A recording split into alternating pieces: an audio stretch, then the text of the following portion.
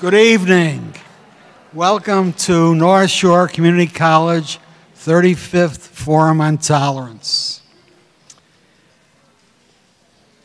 I'm Professor Sheldon Brown and have served as the first forum chairperson.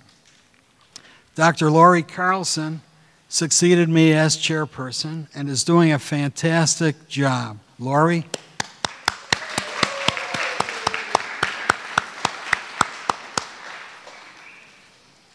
The Forum Committee decided to dedicate this forum to a long-standing committee member, Harvey Michaels.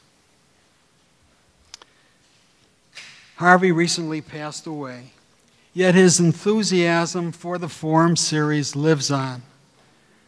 During his long tenure with the committee, Harvey became our man about town, delivering Forum flyers and posters throughout the North Shore. There's no doubt that his efforts helped spread tolerance messages to countless audiences who subsequently came to these forums.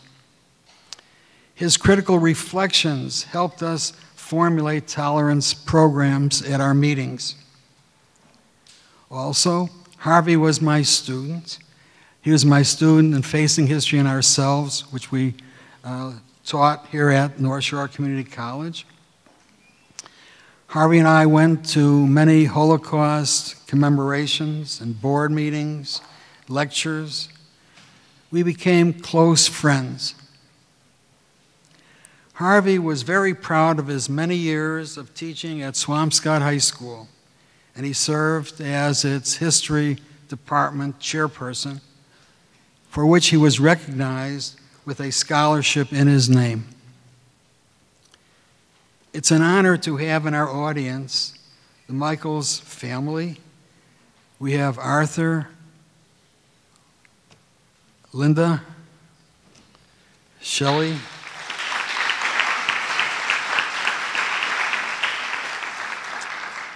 a former student of Harvey, attorney Alan Calico,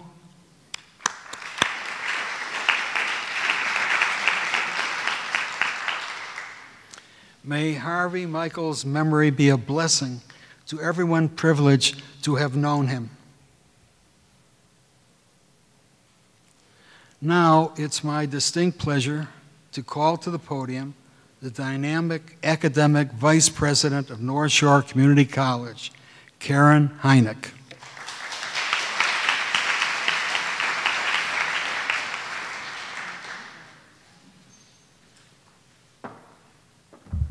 Good evening, everyone.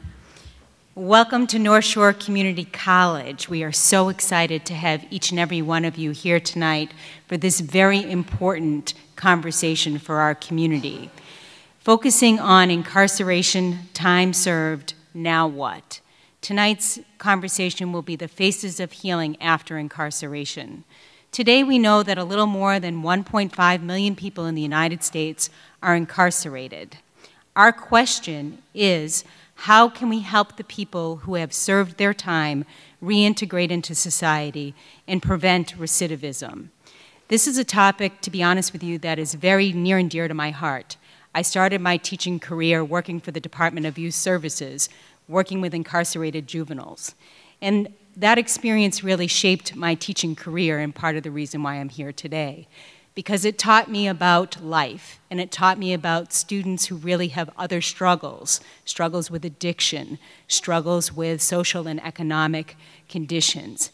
And I also saw firsthand what was happening in our prison systems and how difficult of a road it is for many students who go back into society and go back to the same situation that got them into the incarceration to begin with. So I'm very interested in this topic tonight.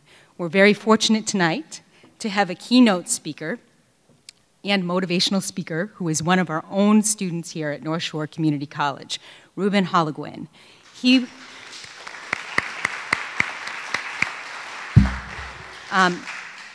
Ruben will put a face on those that have attempted to turn their lives around after incarceration. And thank you for your courage in talking with us today and sharing your story. At only 24 years old, Ruben started a GED class. 11 months later, after passing 2 GED tests, he was incarcerated for mistakes that he made when he was only 19 years old. He passed the remaining 3 GED tests while he was at a correctional facility. Currently, as I mentioned earlier, Ruben is a student here at North Shore Community College. He's only 3 semesters away from attaining his associate degree in liberal studies, and we're thrilled about that, Ruben. He plans to major in political science and international relations when he goes on for his bachelor's degree. He's also been very active in the North Shore Community College as part of our enrollment department team. He's a participant in the Latino Recruitment Committee, the Secretary of Value USA, Voices of Adult Learners, which is the only national organization run by adult learners. And he's also the recipient of Dr. Cheryl Finkelstein's Award for Outstanding Community Service. He devotes his free time to speak to youth regarding troubles from his past in order to help deter them from walking in the same path that he once walked. Following Mr. Holguin's conversation with us, we'll have a panel with a number of distinguished North Shore Community College faculty and staff members. They are criminal justice professor Dr. Gina Curcio and Lance Eaton, who will educate us on some of the problems with incarceration in the United States and some of the advances towards reform. Dr. Curcio is a faculty member at North Shore Community College. She's a Lynn native. She went to Lynn English High School, got her bachelor's degree from Salem State, and went on to get her master's and doctorate degrees from UMass Lowell. She was also the principal investigator for our gang assessment and has served as a very important member on our Shannon grant. In addition to that, she also is bringing her class tonight. Those of you who are in her class, can you kind of raise your hand in the back? Those are our pioneers, where she is actually teaching an early college course in Swampscott High School on criminal justice. Lance Eaton is the coordinator of instructional design and is a part-time instructor at North Shore Community College in English and Interdisciplinary Studies. He's written several magazines and websites. He's also had a degree from criminal justice here at North Shore Community College and worked for many years with troubled youth, including adolescent males in recovery, as well as LGBTQ teens who are no longer able to live at home. He's also running a section of Changing Lives Through Literature for 2 years now. And without further ado, I'd like to introduce Ruben.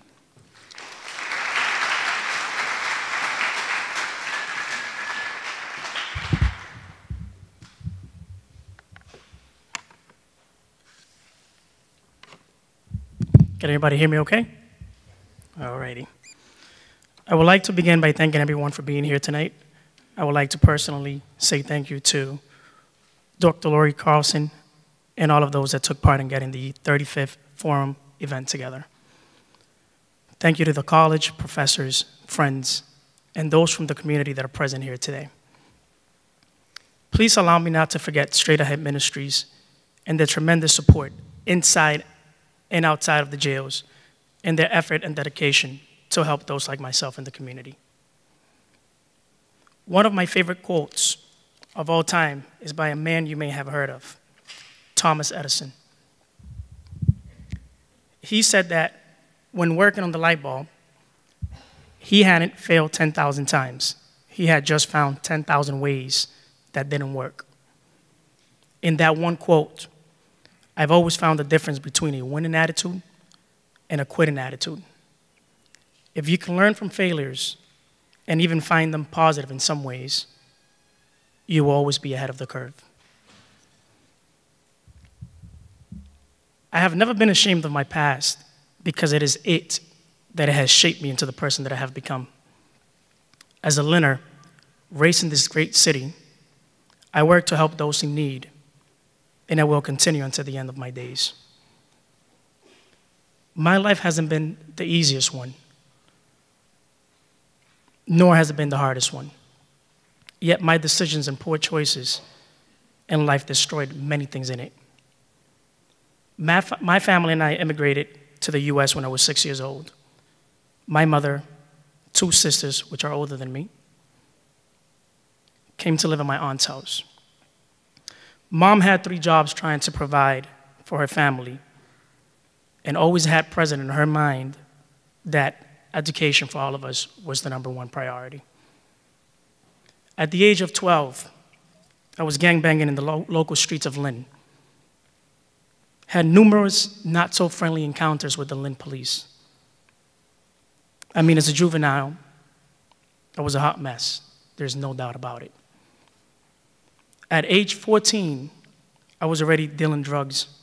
I had dropped out of school. I was committed to DYS, the Department of Youth Services.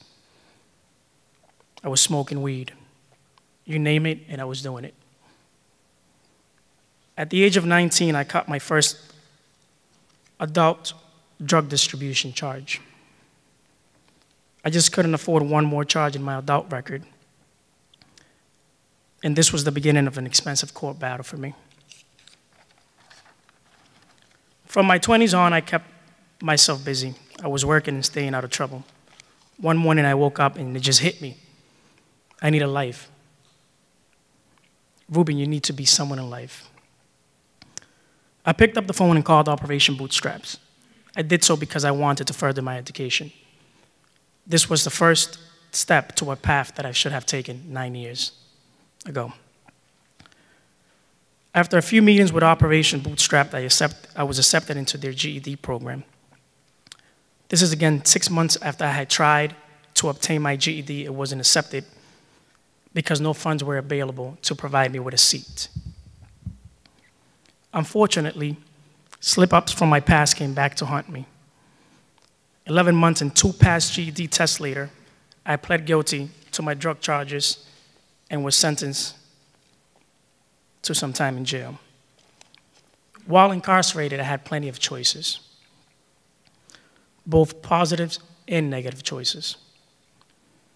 In such a hostile environment, I made the choice to continue my education towards my goal of passing the remaining 3 GED tests and prove to myself that if I could do it, and I did. Prove to myself that I could do it, and I did. I passed my GED on October 11th of 2011. Right after my release, I was brought over to North Shore Community College by Straight Ahead Ministries. And it was here where my journey began. To me, education is the most powerful weapon ever used by the poor. And at the same time, it is the fundamental base to serve the people. First and foremost, the system has failed many convicted felons. And it is why they go back to doing the wrong. Because still, today, we are treated as criminals in society even when our debts have been paid. I refuse to be labeled and will continue being the hope and inspiration to those that have dreams and aspirations as myself. Today, I am the National Secretary of Value USA, which is the only national organization managed and operated by current and former adult learners. Today, I work, I have a job, and with the help of my manager and people that support me, many which are professors from the school, people in the community, Jason Ludwig, Straight Ahead Ministries, friends, family, the community itself, have been able to strive, stay in the right path. I have served as a student representative on the college enrollment development team and minority recruitment and success team here at the college. I have participated in a webinar on helping men of color succeed in higher education. I have spoken as a panel speaker at early acceptance dinners and assisted the college's marketing efforts in the development of new promotional materials. I have been inducted to the National Society of Leadership and Success. I have received an Engaged Leader Award from Sigma Alpha Pi from the National Society of Leadership and Success. And this is something that it's very touching and I feel strong about And it's that when I travel, I always represent Massachusetts, the great city of Lynn, North Shore Community College, the Massachusetts Coalition for Adult Education, Operation Bootstrap, and literacy programs, Straight Ahead Ministries. When time allows, I give back to my community by tutoring at Operation Bootstrap. I share my story with gang members in Lynn to deter them from following into my footsteps and ask them to reach out to Straight Ahead Ministries for help. Today, I advocate for adult learners on the local and national level. I always go back to those in my old life and the youngsters roaming the same streets that I once roamed in, and coach them on how to move forward in life. I tell them that through educational means, they can be successful. I encourage them to leave their old ways and start anew. I tell them that their choices and circumstances will follow them as they have followed me. Today, I surround myself with positive people and friends that I consider family. I love campaigning. For those that know me, they know I love campaigning.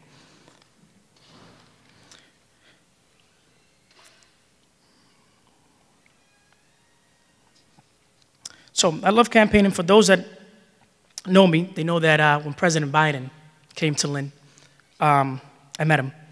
And he was the inspiration. He was kind of like that extra push that I needed in order to pursue my political career.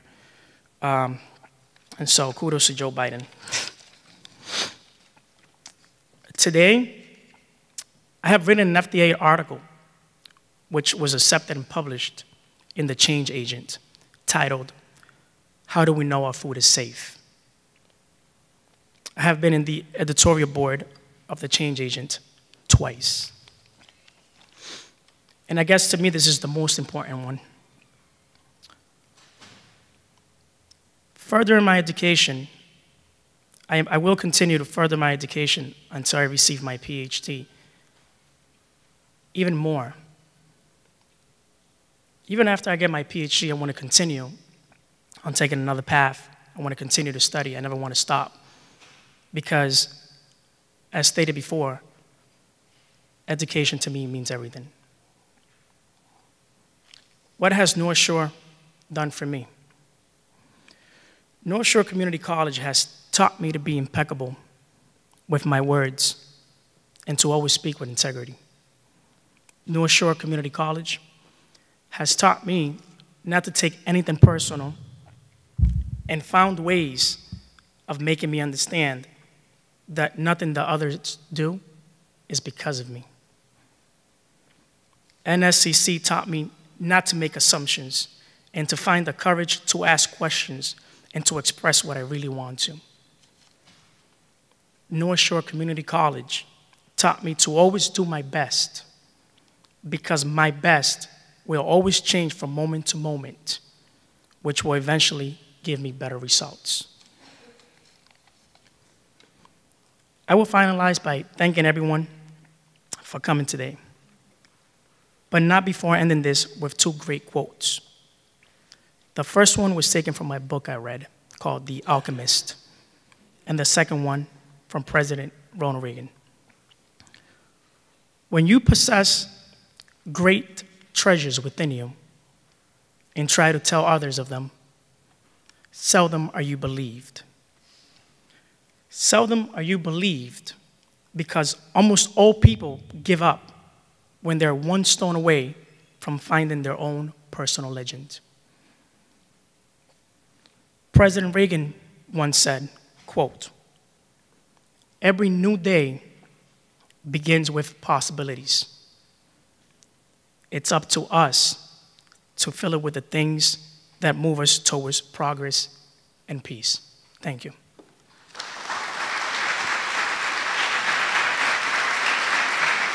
I understand that they usually help youth from like 17 to 24.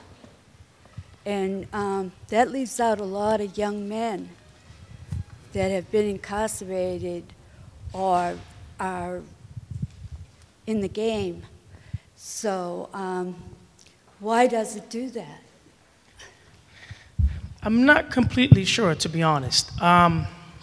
They helped me out while I was incarcerated. It's more of... Oh, sure. I guess what she was trying to ask is that Straight Ahead Ministries works with the youth between the age of 17 and 24. And I guess what she's trying to say is that there are older, people in the lifestyle that I used to be in. And I guess what you're trying to wonder why it doesn't extend to a certain age to get those people more help. Is that so? Yeah, so I guess that was the question. And it's not a question that I'll be able to answer, honestly, because I'll have to speak to Straight Ahead Ministries. They were here, but I know that they just left. But I know particularly in my case, they helped me out a lot because they were always there. They always, while I was doing time, every Friday, I believe, they showed up for about an hour a day just to check up on me. Hey, Rube, how you doing? How's school? Because I was studying in there. And they helped me out a lot. I honestly wish that they could expand it more to older people, but I'm not sure. It's something that I'll have to ask them, to be honest. They helped me. Hi, Ruben. You did a great job. Thank you. Thank really you. liked to hear your story. Who are your mentors today, and do you have people that look up to you? My friends, actually, they're right there. Ricardo, George, Juan. I speak to those guys on a daily basis. They always encourage me. There are days when I'm feeling down, and they lift me up. The professors here at school, they help me out a lot. Although I refuse to be labeled, I still struggle because people look at you different. So I believe that society doesn't accept the fact that someone like myself could break the cycle and become someone. And I don't think that it's only a society problem. I believe that society just needs to be educated a little bit more about people like myself who's had a past and who's willing to become someone in life. Do I have my people that look up to me? My nephews, my niece, people that I talk to, kids, younger generations. I'm 28, 14, 15, 16-year-olds that, are starting to find themselves and trying, they think that being cool is sort of like breaking things and stuff like that. So they look up to me, I coach them, I speak to them, I try to get them to do the right thing on the right path. Thank you. I guess my friend is going to ask me a question. Oh, boy. He kind of put me on the spot. I don't know why he wants me to do this. But first and foremost, I also was a student of North Shore. Graduated from Northeastern, got an MBA, Master's in Finance, and long story short, the professors here, the support is certainly a positive one and a great one. So, big applause to everyone.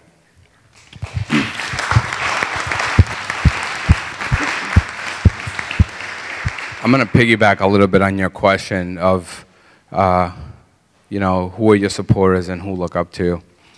I've been friends with Ruben for about now, 10, 15 years. And, not just little kids, nieces and nephews look up to him. I'm 35 years old and I am a grown man and I still look up to him. His journey is not an easy one. His journey is one that he's still trying to find the path and trying to see his final destination and stop completed. And there isn't one. He wants to complete that PhD. I believe in him. There's many obstacles for him as a young man in a community like, the one he was raised in. And unfortunately, it's his past. And that's where we need him. We need him as a community, as friends, family. We need to support him and, reach out to local officials and also folks here at North Shore Community College to continue on supporting young men like him. Because we all make mistakes. We're not perfect. we also need an opportunity. One chance, one opportunity for each individual. Am I talking too much? They're trying to cut me off. For one individual like himself to make a difference in this world. So, brother, I love you. You're doing a great job. You have my full support. Thank you, everyone. Thank you.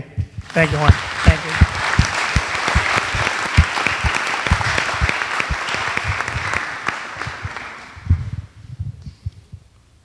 Ruben, I have a question. From Sure. your perspective, what can the community do to help people just like you coming back into it, to promote your transition back into the community, prevent recidivism, and help you to begin anew?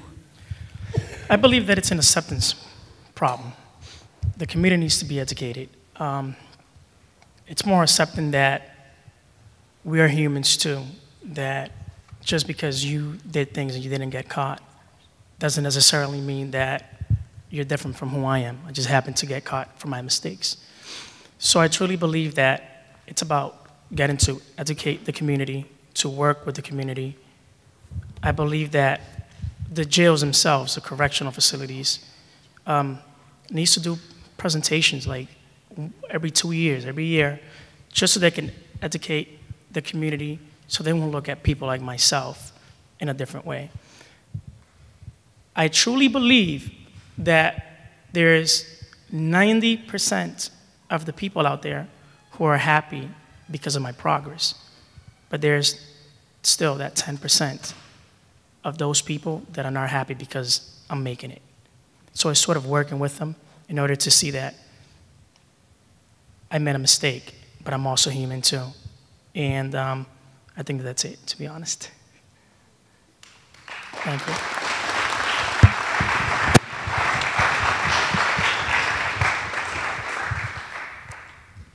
So I might be able to shed some light on that first question that was asked about why they focus on youth 17 to 24, and a lot of it has to do with funding. So the Shannon Grant in particular, I know one of our providers for the Shannon Grant is Straight Ahead Ministries, and they specifically focus on youth that are 24 years or old or younger. So a lot of that has to do with funding. Hi, Ruben. Hi. Hi. First of all, I want to say I'm also a tutor at Operation Bootstrap, so kudos to you for doing that. I think it's a great organization. So do I, thank you. And they're always looking for more volunteers. But specifically, I have a question for you, which is, do you have any specific political ambitions, any goals that you want to achieve, and if you care to make any announcements that you're running for something now, you know, I'm sure it might be a good time to do that. Yeah, thank you. Operation Bootstrap, it's a place that I call home. It's where basically, you know, it was my first step that had taken me out of the streets. So I will always be indebted to Operation Bootstrap. Right now, my main focus is finishing school, is to obtain, well, I'm minoring right now in liberal arts. It's to obtain my major in political science. I'm 28 now. I'm thinking about, by the age of 35, to maybe run for the school committee in Lynn, then move on to the, city councilor. I campaigned for Seth Moulton, currently campaigning for Maria Carrasco, Brian LaPierre in Lynn. And so I guess that's what I'm trying to do, take it one step at a time. Thank you.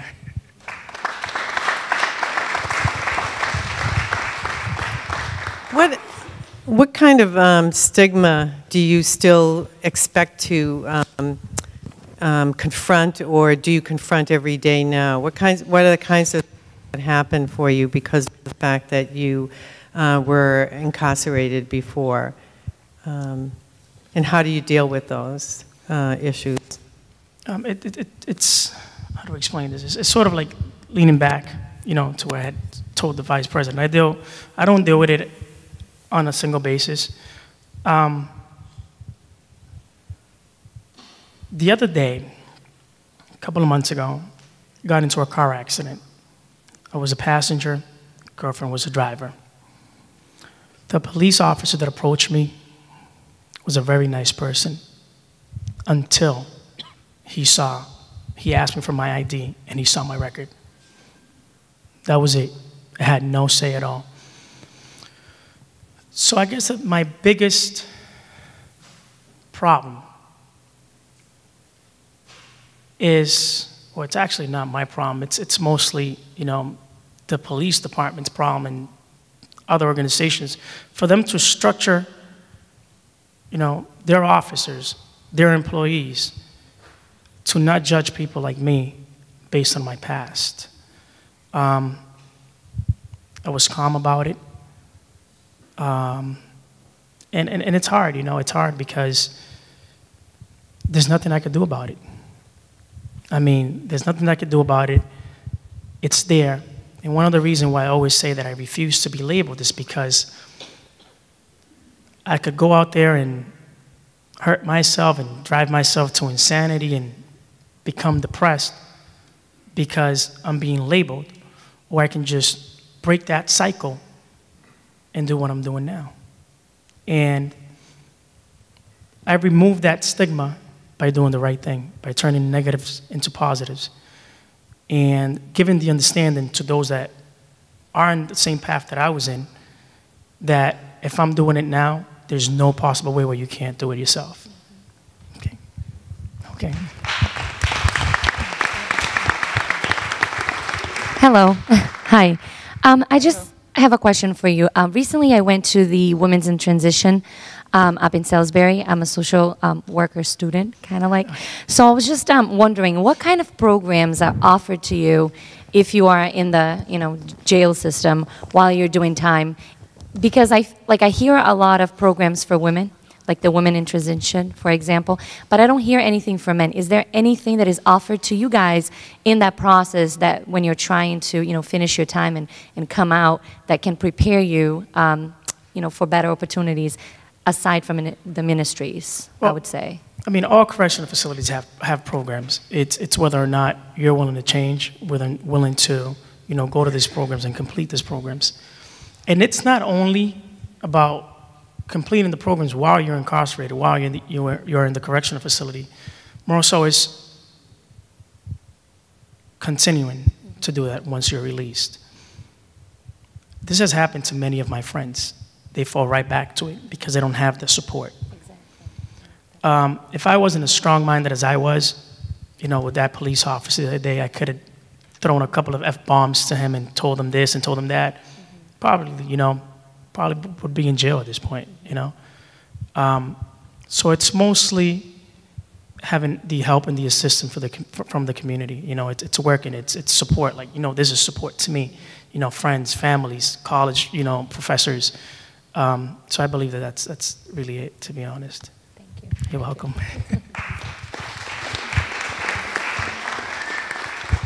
Hi, Ruben. You are a great inspiration to the young as well as myself, an older person.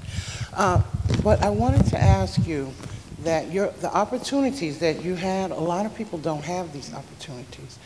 And most of the stigmatization doesn't come from the community, our immediate community. It comes from, like you said, the police, trying to get a job, all of these things like that. So what would you what is your advice for people that don't have the support that you do? What would you tell them, you know, when they go for a job and they're shot down, or like you said, the police stop them and degrade them, and you know that's enough to make a person turn around to the old life that they had anyway. So what would be your advice to them? That's my question. It's a very good question, and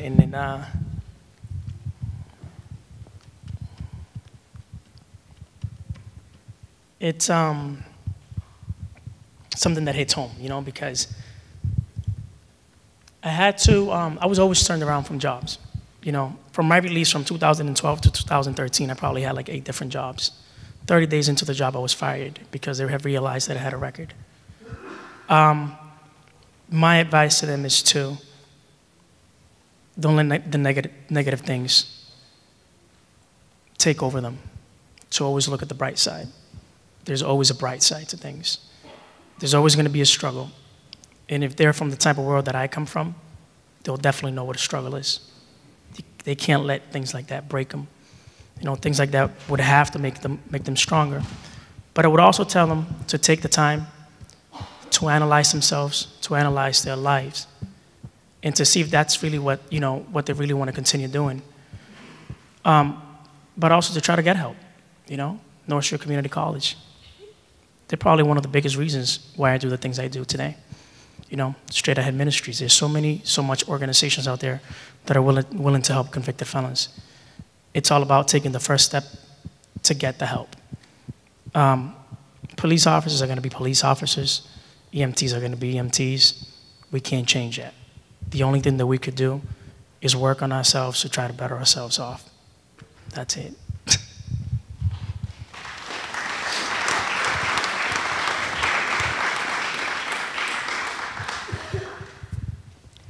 Ruben?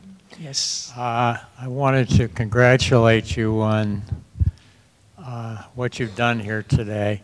I'm retired as of 2001, so I'm an old guy. But I can't help but think about how much of this comes down to community and the careful selection of friends and building some kind of a community for yourself. We could take this to the higher level of national politics.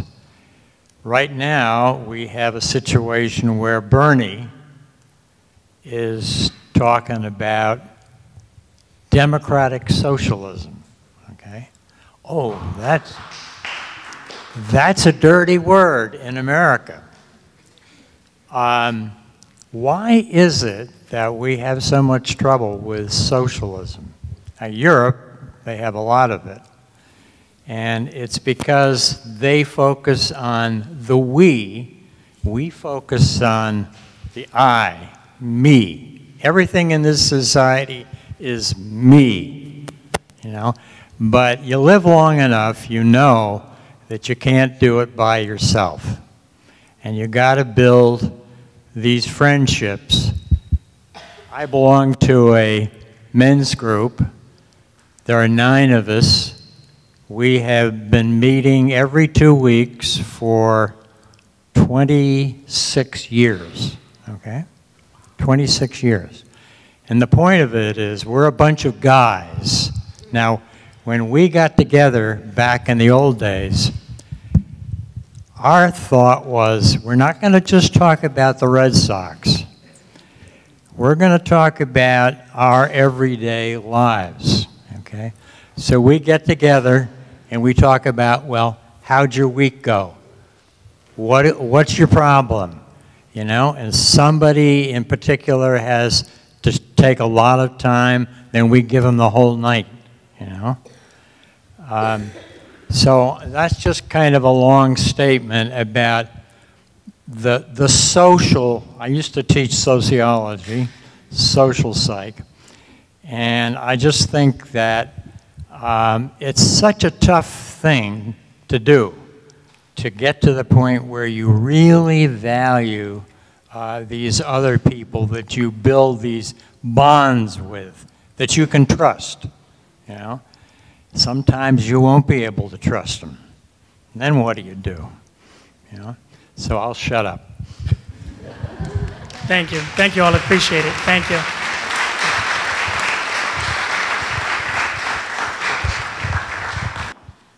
Let's thank Ruben one more time.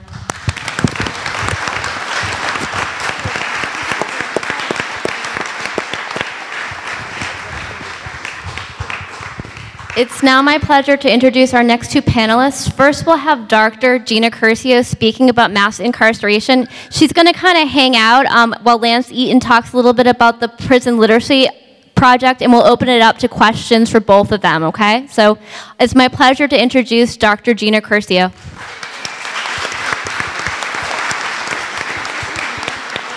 Okay, so what I wanted to do first is start off with a little quiz. and it's a quiz that you guys can answer on your phones as long as you guys have internet access. It's just a brief quiz, and I just want to kind of get a sense of what everybody already knows about mass incarceration. So if you guys could go to this website right here, socrative.com.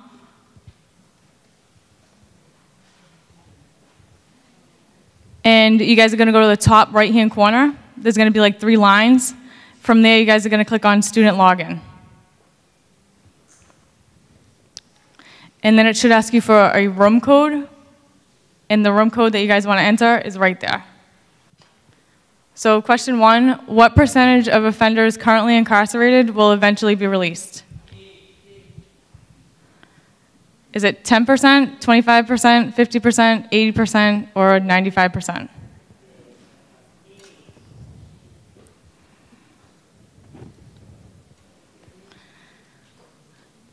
So 80% of you guys went with D.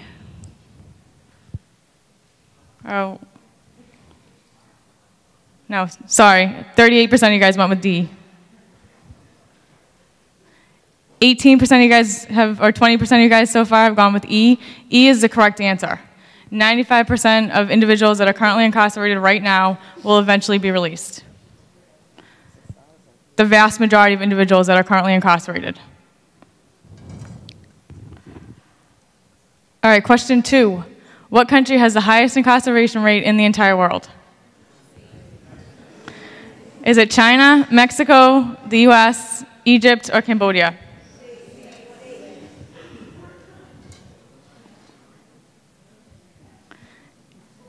%of you guys got that right. It's the United States. The United States has the highest incarceration rate in the entire world. All right, last question. What percentage of the US adult population has some form of a criminal record? Is it 5%, 10%, 15%, 20%, or 30%?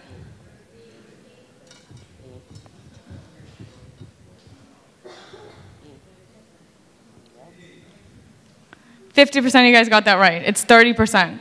Roughly 30% of the US adult population has some form of a criminal record.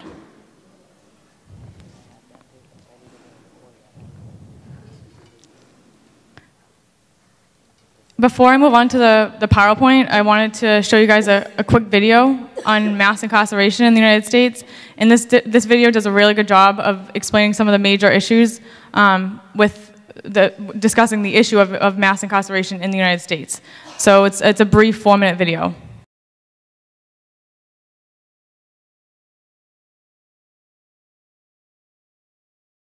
So I think that video does a really good job of explaining some of the main issues associated with our correctional system, in particular mass incarceration. So I'm not going to go over the slide because we've already talked about it. But in comparison to the rest of the world, even though the U.S. typically has lower victimization risk, U.S. citizens have lower victimization risks than citizens in other countries.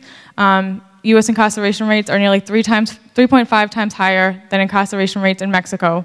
They're roughly 5 to 10 times higher than in countries in Western Europe. And just comparing average incarceration rates in the U.S. to the rest of the world, the U.S. incarcerates nearly 7 times as many people as the rest of the world. In terms of actual numbers of people that are incarcerated, the number of people that are behind bars in most U.S. states is on par with the number of individuals that are incarcerated in entire countries. So Ohio has roughly the same number of inmates as Pakistan. Virginia has the same number of inmates as Egypt.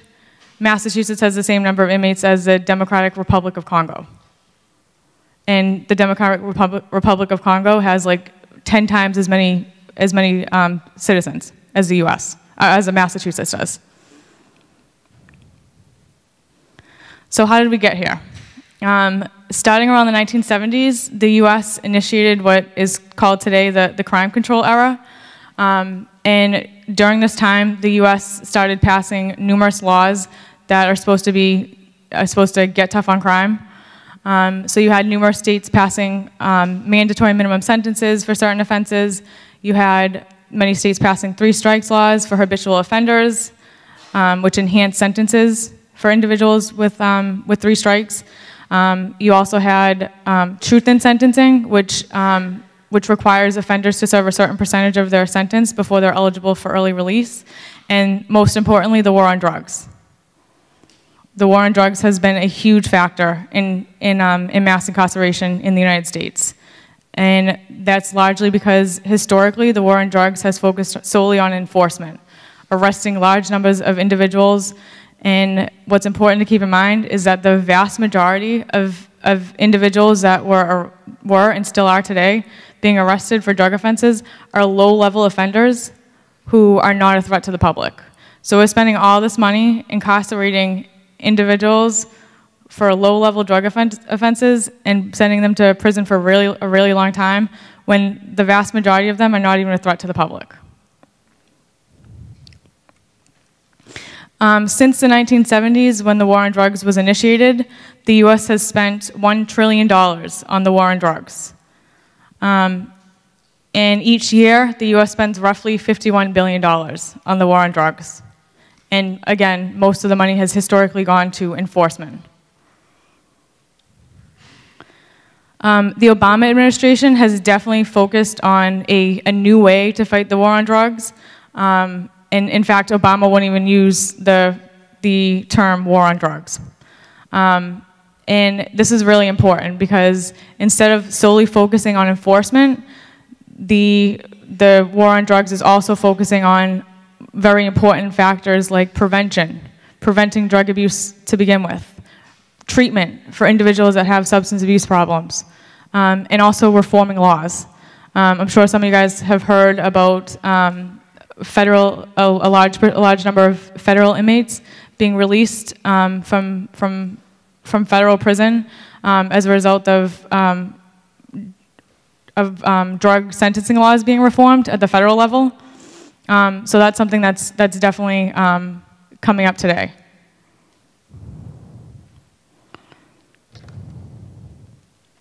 So not surprisingly, when you have mass incarceration, you have mass releases. It varies by year, but roughly between 700 and 800,000 individuals are released from state and federal prisons each year. And then you also have another 9 million individuals that are released from local jails annually. That's a very large number of individuals being released from incarceration. And again, as you guys are already aware, 95% of individuals that are currently incarcerated today are eventually going to get out. So the mentality of lock them up, throw away the key, it doesn't apply to 95% of these guys, because 95% of them are coming home, and they're coming home to your neighborhoods. Once they've served their sentence, they must now deal with collateral consequences of their conviction. You heard Ruben talk about how he's labeled.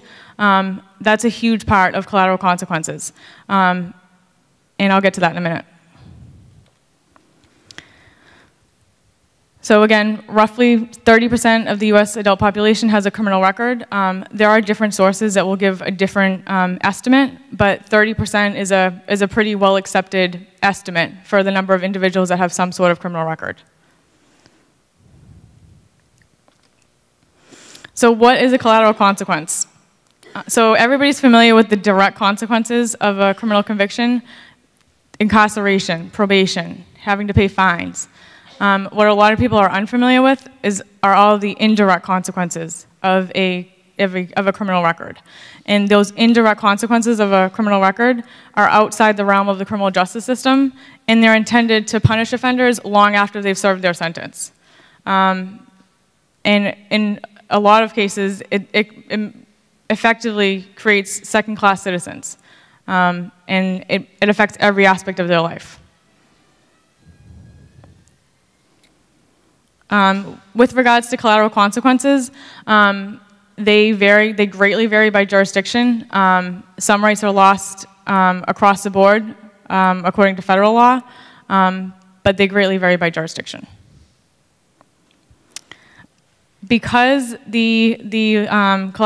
collateral consequences are so varied by jurisdiction, one of the things that the National Institute of Justice recently did was they created this database right here.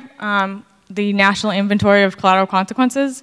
And this database is a compilation of all of the collateral consequences for every state in the US, and also collateral consequences at the federal level.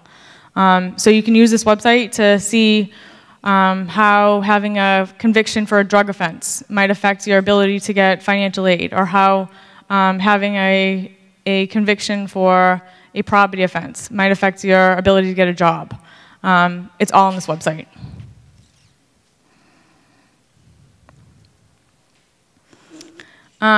So during that project that created that database that I just mentioned, they effectively identified over 38,000 laws that create collateral consequences for ex-offenders.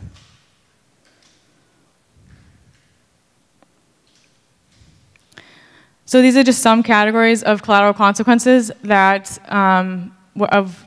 collateral consequences of a criminal conviction that affect individuals that have criminal records. Obviously, it affects employment. It affects being able to obtain occupational and professional licenses. It affects being able to obtain government loans and grants. It affects political and civic participation, housing, family and domestic rights, firearms licensing, driver's licenses, voting, and many others.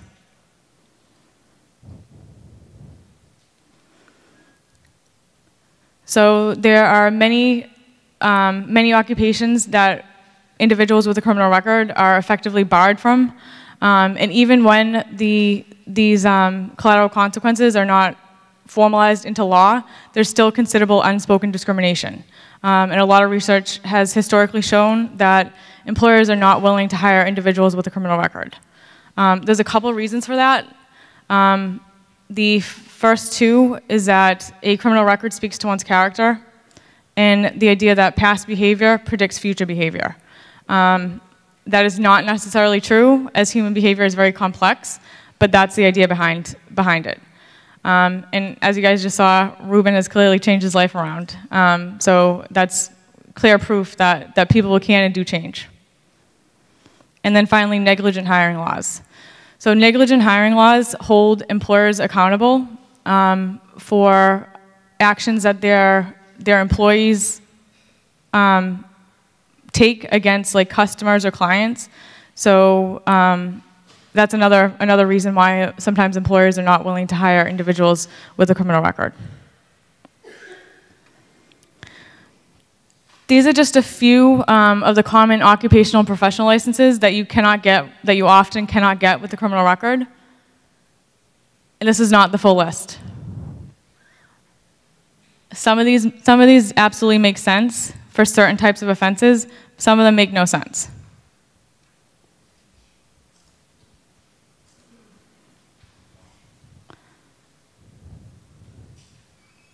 Acupuncturist is one of them.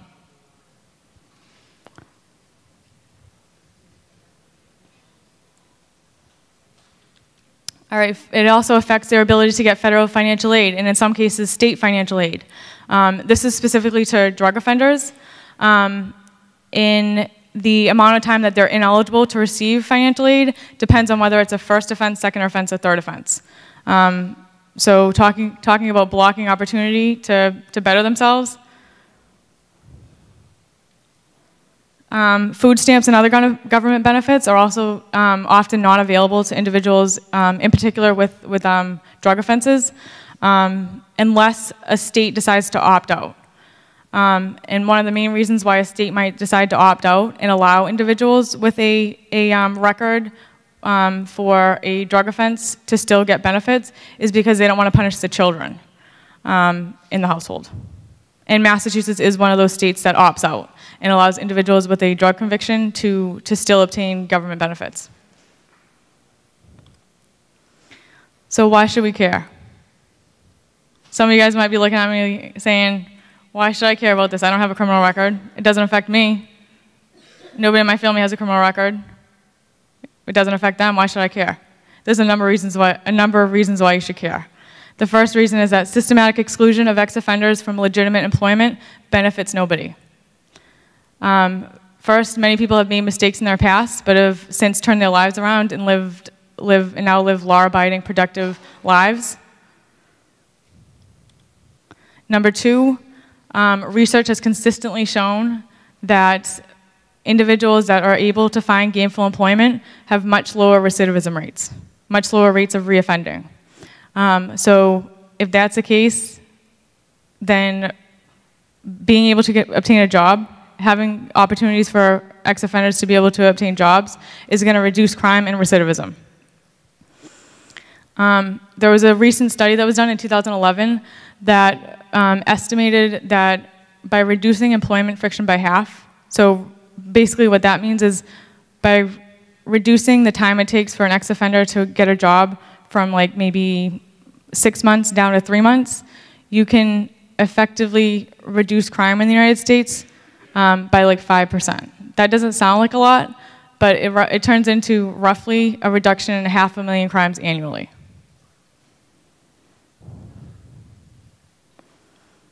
So how specifically does gainful employment reduce recidivism? It restores a sense of identity and meaning to their life. It places restrictions on routines and diminishes exposure to crime-producing environments. It allows offenders to support themselves financially so that they don't have no choice but to turn back to a life of crime to support their family. It's an incentive to avoid criminal behavior because they're going to have more to lose if they're caught. And it also establishes conventional pro-social bonds to society. A couple more things, a couple more reasons why we should care. It also increases tax revenue. The more people that you have employed, the more tax revenue you have. It also decreases taxpayer money spent on incarceration. Incarceration costs the United States costs taxpayers, I should say, roughly $80 billion a year. So every single taxpayer in this room right now pays roughly $260 a year just to incarceration. In Massachusetts, it varies by jurisdiction, but in Massachusetts, it costs roughly $45,000 a year to incarcerate one offender for 1 year. Think about what could be done, what other things could be done with that money. I have a couple more slides left. I'm getting the time's up sign. Local criminal record information policy reforms are are definitely a step forward. A lot of jurisdictions have passed them. And the main goal of these local criminal record information policy reforms is to reduce the barrier to employment for individuals with a criminal record. There are a number of ways that they're implemented. I'll just talk about Massachusetts. So Massachusetts has one of the most comprehensive criminal record information policy reforms. They have reduced ceiling waiting periods from 15 years to 10 years for felonies, and from 10 years to 5 years for certain misdemeanors. They have also implemented what's called ban the box, and it applies to both public and private employers. There are some exceptions. Basically what ban the box is it prohibits employers from asking on an initial job application if the applicant has ever been convicted of a crime. They can ask later on. They just can't ask on an initial job application. And the idea there is to give them a chance. Give them a chance to be considered on things like their education or their skills or their experience, rather than just putting their application off to the side and it never gets looked at just because they have a criminal record. So that's a very new reform. And Massachusetts and several other states have passed similar reforms. The last thing I wanted to mention is there is information on the back table for how to seal a criminal record. So that's on the back table. So that concludes my presentation.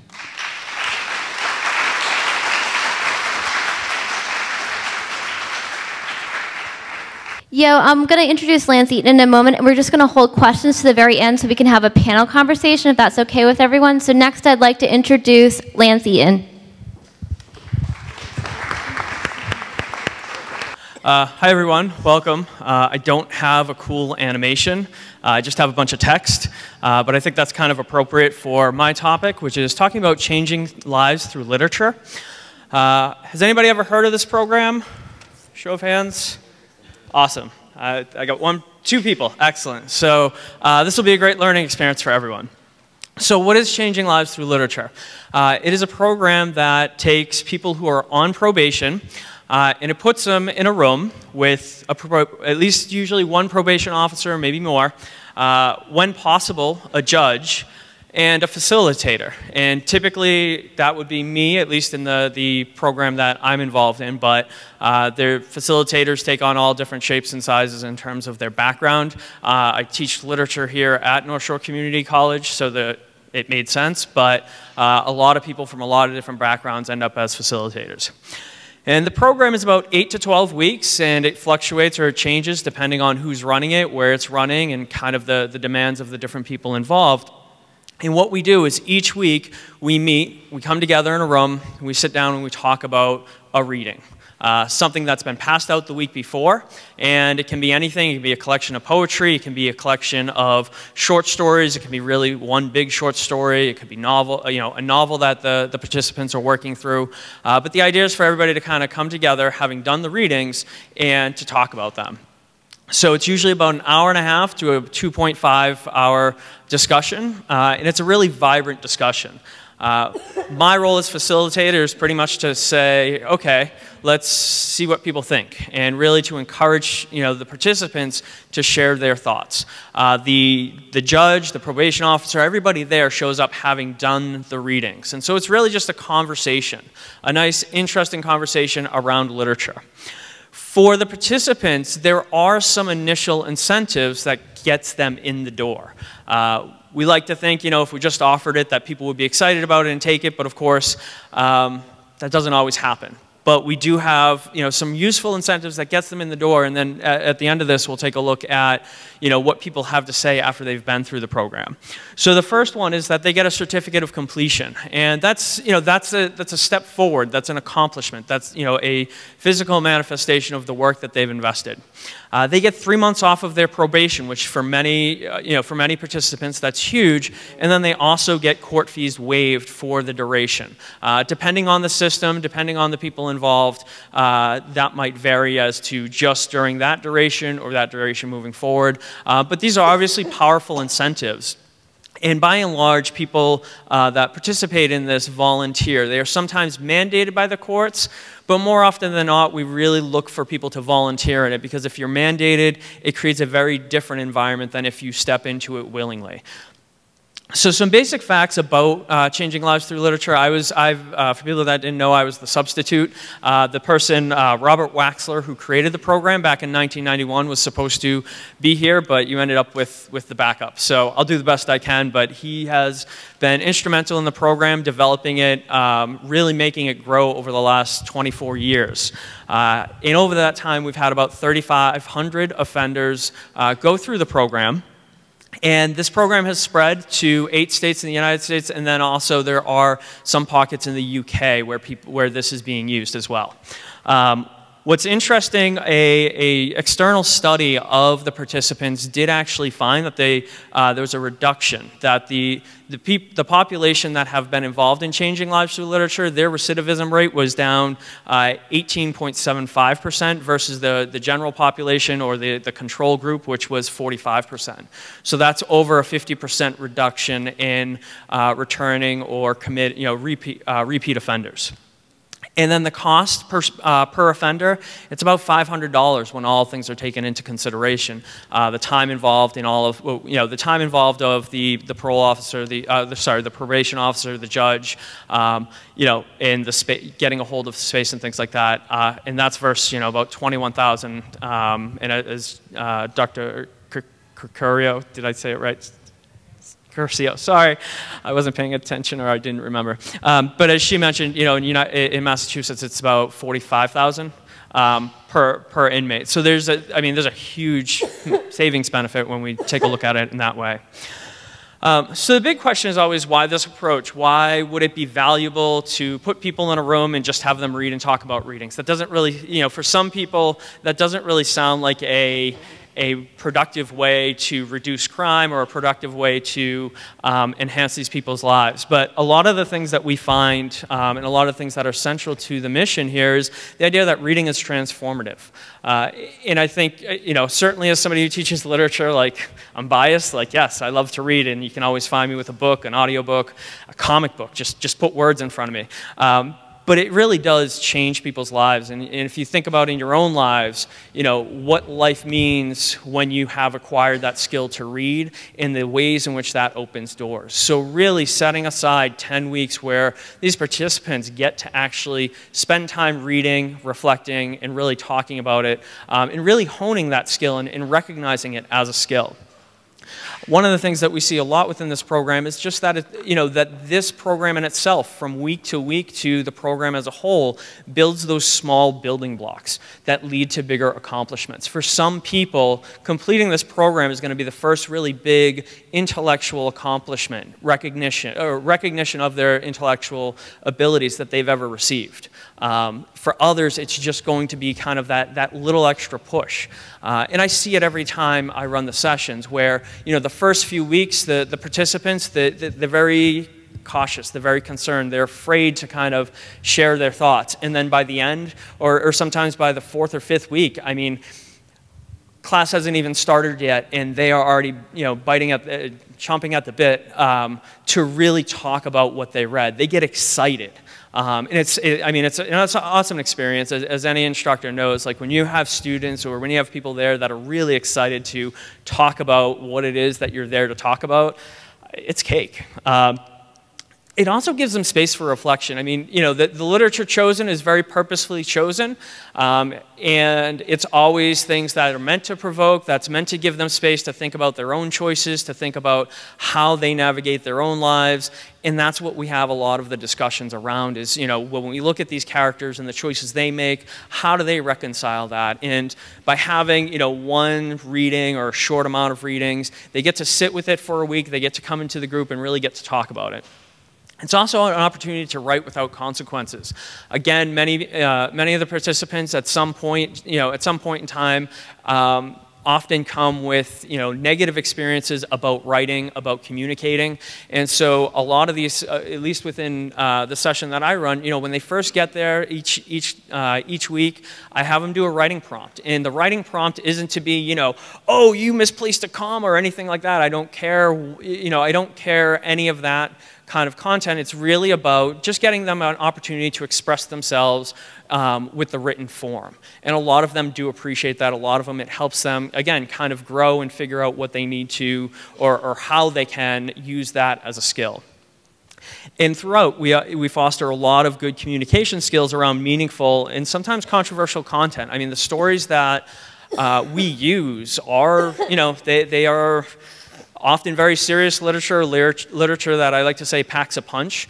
There's, at least every other week, somebody's just, coming in and is just like, wow, this hit me, or I know this person. And being able to talk about that, being able to really share ideas and have, to build ideas collaboratively within this group, it provides a lot of good communication skills. And I even see that in their writing from the first class until the end, is that the ways in which they're able to get into the nuance of discussion.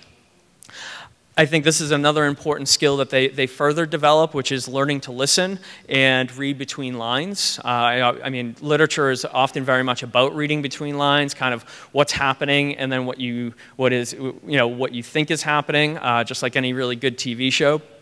And so we use that a lot. We talk a lot about trying to interpret, trying to make sense of. And that's, again, the skill set that they can use as they get out into beyond this program and start to look elsewhere for other opportunities.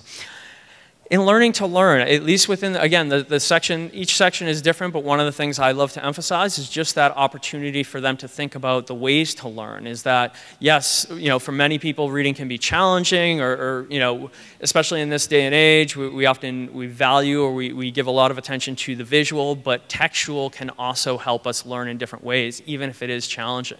Or even that idea that this is challenging and therefore there's learning to be had. And I think one of the things that for everybody involved in speaking to some of the other comments previously is this is an opportunity for positive interactions for everybody involved, for the judge, for the probation, for the probation officers, for the participants, to have really good interactions. It's kind of a neutral space. We don't have it in a court. The session that I run is actually located at the local public access television in Salem.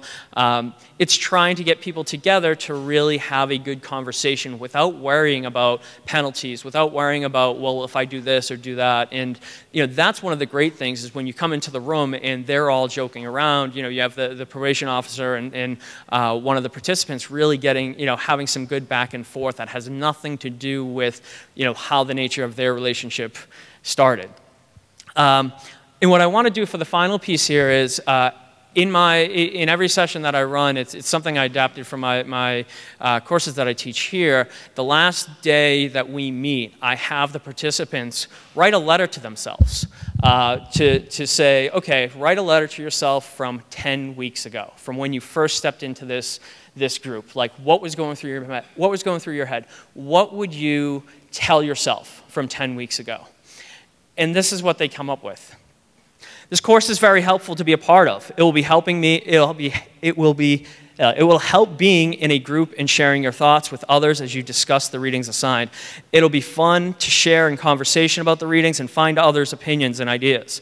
It will also help to open your mind through different characters in the stories and see through their struggles. It will help you be more mindful about the days of your life as you move forward. Before class, I was too quick to judge by not thinking before I acted. Things just kind of ran together in my mind without thought. Over the course of the program, I realized a lot if I just worked things, if I thought things out. The structure of the program also helped me think in a way where I can put things together a lot better in my head, and my life has improved for the better. If this was offered to me earlier in life, things would have been different dramatically. It will definitely last a lifetime with decision making.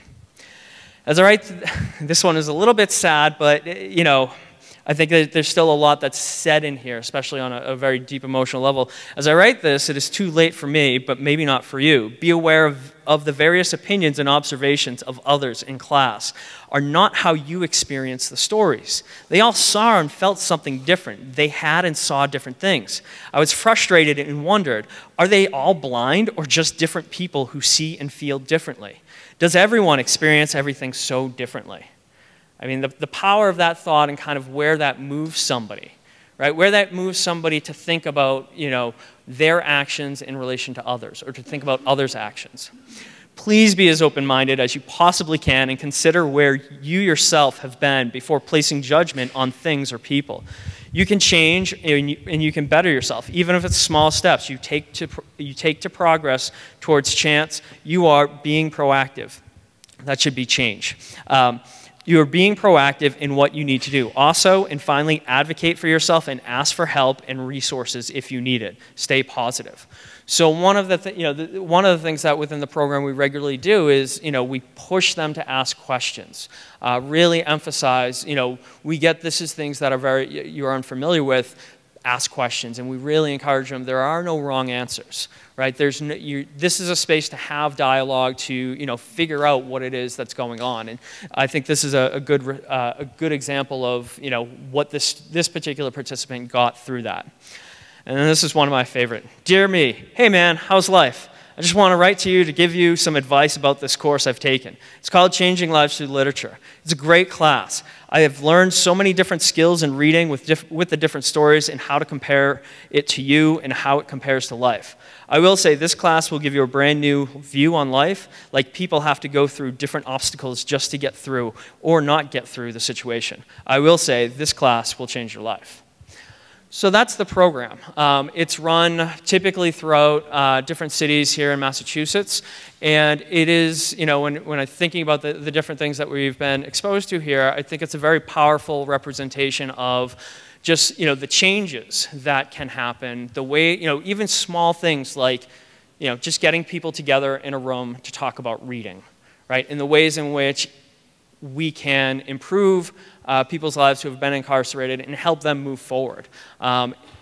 every time I end a session with these students, I mean, it brings me to tears, just the kind of movements, the kind of power that this program has. And it's something that's just so very small. And for me, it makes me wonder about all those other little small programs that can be done to advance the lives of people who have gone down that road, who have made those mistakes, but are looking to, improve themselves and looking to move forward. So that's all I have. For more information about changing lives through literature, there's all that information up there. So thank you all very much.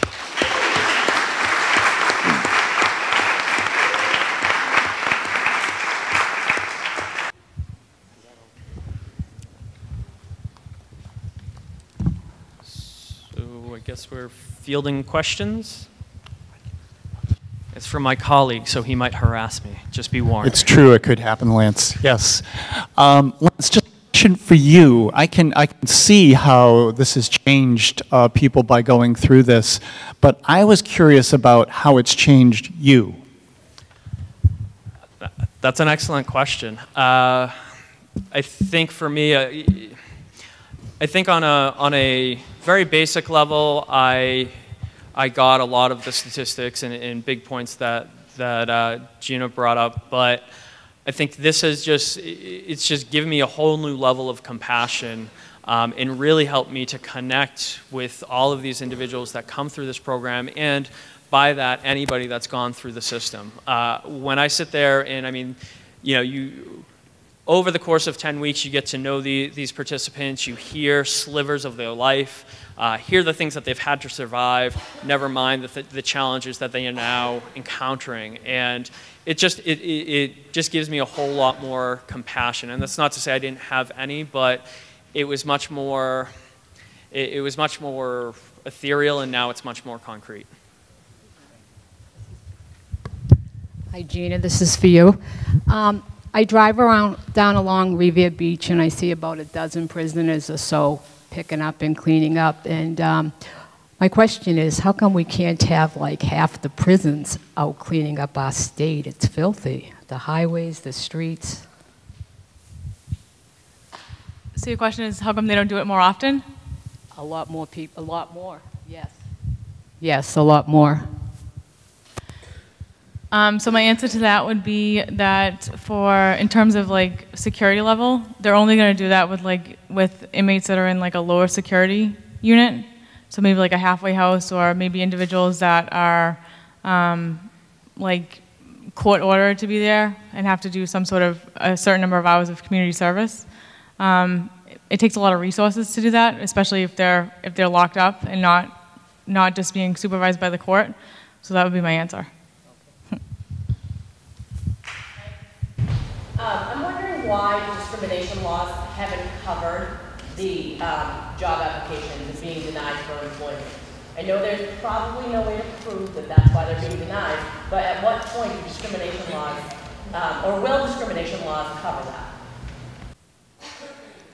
So I know I kind of glazed over it, but a lot of jurisdictions have passed what are called local criminal record information policy reforms, and Massachusetts has a more comprehensive reform, and it's getting to exactly what you're saying, that it's trying to reduce the barriers to employment for people that have a criminal record. So most employers, and there are some exceptions, they're not, in Massachusetts anyway, they're not supposed to be asking on an initial job application if you've ever been convicted of a crime. They can ask you later, they just can't ask on an initial job application. And so that's the idea. It's supposed to, we don't really know like if it's working yet because it's so new and there's not a lot of research on it, but that's the idea behind it. It's to reduce the barriers to employment for people with a record. So if they ask, I'm sorry, I don't want to monopolize, but if they ask later and the individual is honest and they get laid off, what is asking later do for the person? It just gives them, it's supposed to give them the opportunity to be considered for employment. So usually what historically happened is if you check that box, yes, I have a record, your application's not even going to get looked at. So it's supposed to give them at least a shot to be considered on their experience or their education or their skills. It's supposed to give them at least a shot to be considered. Question, then I'll hand it to you. But by law, employers are allowed to consider the nature and the gravity of the offense, how long ago the offense occurred, and also the nature of the position that they're seeking. So they are allowed to consider it a record for certain types of offenses. And in some cases, it makes sense. So you don't want a sex offender working at a school. But blanket bans on hiring for a number of occupations is not the right way to go. Gina, I have a couple of questions, then I'm going to hand it to this young lady.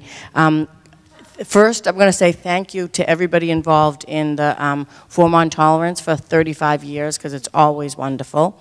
And all my students have been coming the last couple of days. So my question that a lot of us have had is, you're kind of promoting sealing a record. And so my first question is, does that make sense for people? Sometimes when you seal something, it's like saying, don't look in that box. Maybe sometimes you should just, because it's going to come up. If you're going into the military, if you want to go into law enforcement or something, it's on a computer, it's going to come up. So I'm not sure sealing the record actually makes a lot of sense, and I wanted your opinion. Okay, so that's a really good question. So for criminal justice majors, even if you seal your record, law enforcement, the courts, anything related to the criminal justice system is still going to be able to see the record. So if you're a criminal justice major, you have to be squeaky clean, because even if you seal it, they're still going to be able to see your record. For individuals that are outside the criminal justice system, it makes sense to seal their record, because they're not even going to see it. All right, here's the second, great, thank you for that. Here's the second question, which is related to drugs, which was the forum yesterday. And the question my students had was, who pays for methadone? And the thing yesterday was wonderful, and so Professor Chisholm was wonderful, Dr. Curcio, you're wonderful, and Professor Eaton, you're wonderful. So thank you, everybody, for presenting, and especially thank you for allowing questions. But does anybody know if methadone is covered by insurance, and if not, is it covered by Mass Health? And then I'm going to hand it to the next young lady. I'm not 100% sure about that. I know, I don't know, I'm sorry.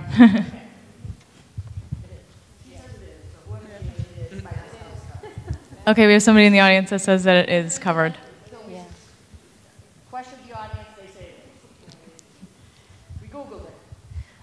Hi, this is for Professor Gina.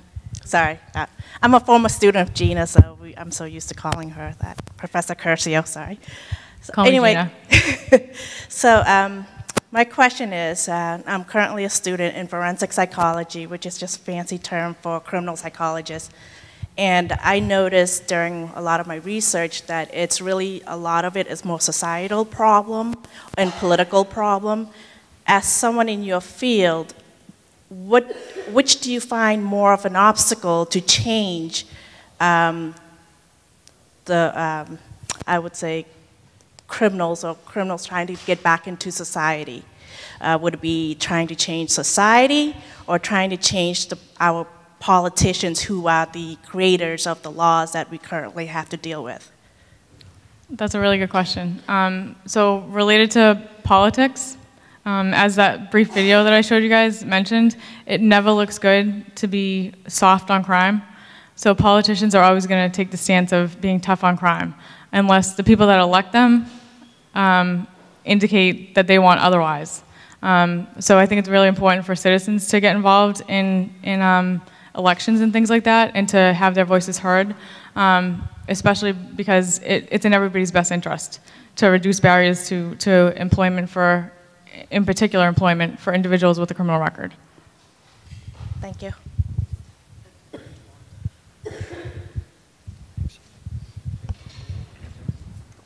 Hi. I have a question for you. America's supposed to be the land of the free, so do they say. Thank you. Can you hear me? All right, so America's supposed to be the land of the free, so do they say. By what? But why is it not the land of second chances? She mentioned something about joining the military. I wrote a letter in January. I got a response from Seth Moulton, and I asked him, I said, you know, I have my 2 feet, I have my 2 hands. My dream was to join the military and serve the country that I love. But because I am now labeled as a felon, I can't join the military. So what happened with second chances? That's a really good question. And so right now, I mentioned the crime control era, which started in the 1970s. Right now, we are still in the crime control era, and all my students are going to laugh because I say it all the time in class. But we're definitely moving out of the crime control era and back towards rehabilitation, back towards a focus on rehabilitation and second chances.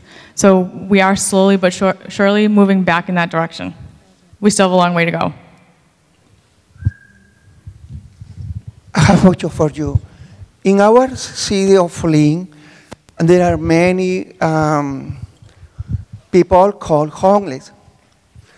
I have a question for you is, did they lose your right? I don't know. What happened with them? I'm sorry, can you repeat the question? In our city of Lynn, there are many people called homeless. I have a question for you is, and they did they lose your right? I don't know. What happened with them? You find that they like to write after the program? Oh, actually, yes. In fact, a lot of them, it does spark that creative, that writing creativity. We usually get questions following up about, hey, can we do another session of this, but have it focused on writing? A lot of them get interested. I've had at least a couple of them begin inquiries about the college process, what it would be to take a creative writing course or to take a more fully credit-oriented course. So I'm often handing them pamphlets from North Shore Community College. But it definitely, the writing and the ability for them to do it freely kind of gets, for some of them gets the bug, and for others it just, they feel better about it. They enjoy, you know, they may not feel they're perfect at it, and I don't think anybody ever does, but they feel more comfortable with it and they feel happier about doing it. The first week or two, it's always the eye roll, it's always the, oh, we gotta do this. But then by the end, they're grabbing the paper and they already have ideas about what they're going to write, almost regardless of whatever the prompt is. So. I thought he asked us, have the homeless lost their rights? Oh, have the homeless lost their rights? Oops.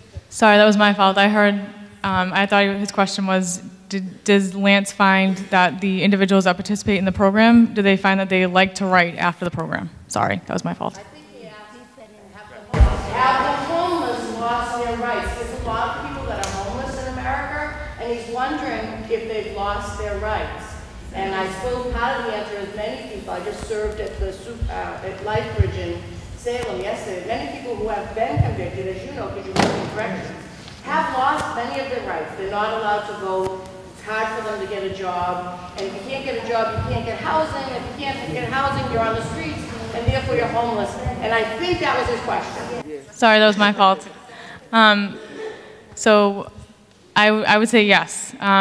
A large number of individuals, this is like a whole other topic, but a large number of individuals that are homeless in Lynn and in cities across the US are individuals that often have mental health issues, substance abuse issues, so they're like triply stigmatized, and a lot of them might often have a minor criminal record as well.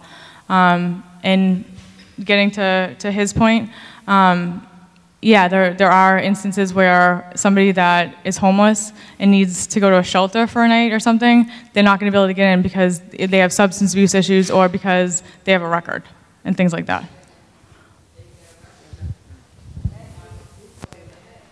Right. I have two questions for Professor Eaton. It sounds like the Changing Lives program is really, really powerful, and I'm guessing it builds community. And I'm thinking that after 8 or 12 weeks, having this end would be just another loss. I'm wondering if sometimes folks go on to make it into a support group or a continuing literature group, and if there's any way that you sort of facilitate that happening. And the second question is, I'm thinking a lot of folks who come out of prison have literacy issues or dyslexia, and I wonder if you've ever tried this with with the same idea of discussion and facing life issues, but starting out with watching movies, like superb movies like To Kill a Mockingbird or the Shawshank Redemption or something like that.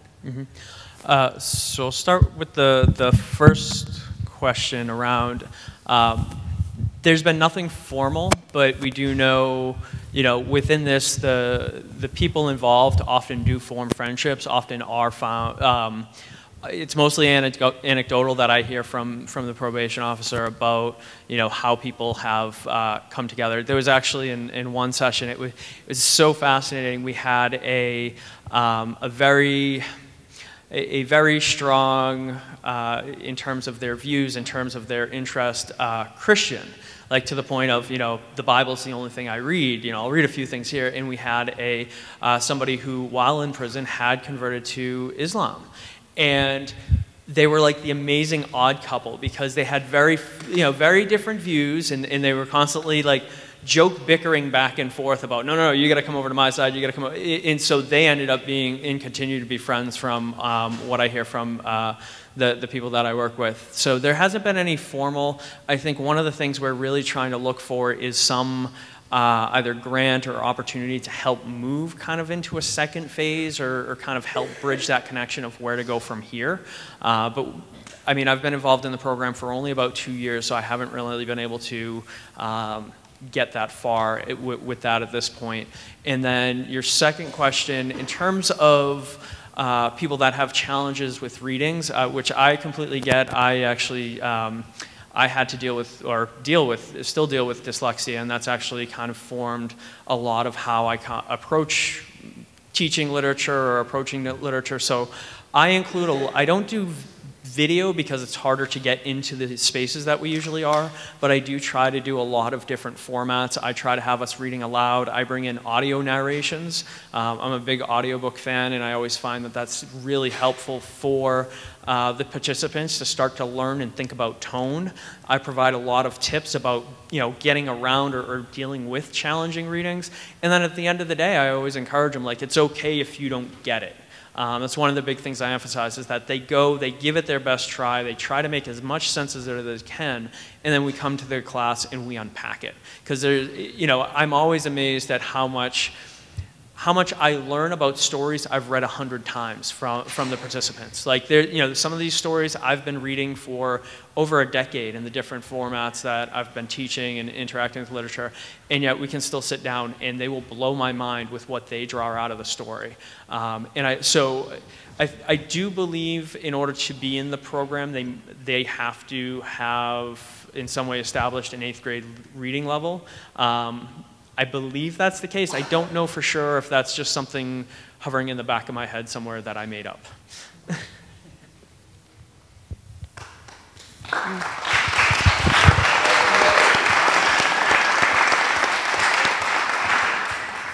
I'm just trying to reconcile two things, what I heard tonight and what my understanding was. When I was at the Topsfield Fair last week, I got a bunch of voter registration forms and asked the man at the booth, if a person has a CORI, can they vote? And he said if they're not physically in a jail or prison, yes, they can. In Massachusetts, yes, that's the case. In some states, it's a lifetime ban on voting for certain felony convictions. But in Massachusetts, that's the case, yes. I was glad to hear that. And also, when I was a student here, I don't know, 9 years ago, I guess, I remember a fellow student who had, subsidized housing and tuition waiver and food stamps and all kinds of things. He had told us that it was because he was disabled, but you didn't see that to look at him. And he then explained that he had been a major cocaine trafficker, and that was his disability because he couldn't do anything else. And I remember feeling it took a lot of energy on my part to not feel like it wasn't fair. So I'm just trying to reconcile that. I know that he's an individual, and it's, he's not like everyone else that we're thinking about tonight. So, no, that's a question. What was the question? So he was availing a lot of supports. And I was understanding tonight that none of those things were available. It varies by jurisdiction. It also varies on the type of offense. So was it in Massachusetts? Yes. It was in Massachusetts. And you're sure that he had a record? Or was he just saying that he had a record? Yeah, he showed us a very long rap. I mean, it was like this thick. Yeah, so specific to drug offenses, Massachusetts is one of those states that opts out. So you are still able to get like certain government benefits like food stamps and things like that. So yeah, Massachusetts, that would be the case. But in other states, it wouldn't be the case. Thank goodness we're in Massachusetts. I can't speak to disability. I'm not sure how that works. I mean, usually disability has to be proven by a mental health or medical professional. So, I mean, there may have been a disability that he wasn't willing to share, just from my experience. Yeah, some sort of maybe mental health issue or something like that, right?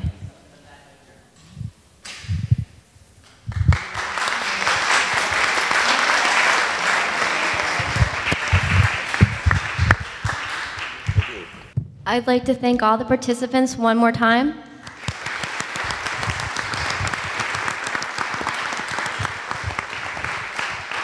So if you'd like to hang around and ask a few questions, we probably still have about 5 minutes, but I wanted to make sure I invited you all to our next Forum on Tolerance. It will be April 20 and 21st. A student in the audience was good enough to show me my grammatical error. I made this pamphlet out at the last minute. The topic of it should be being transgender. Thank you.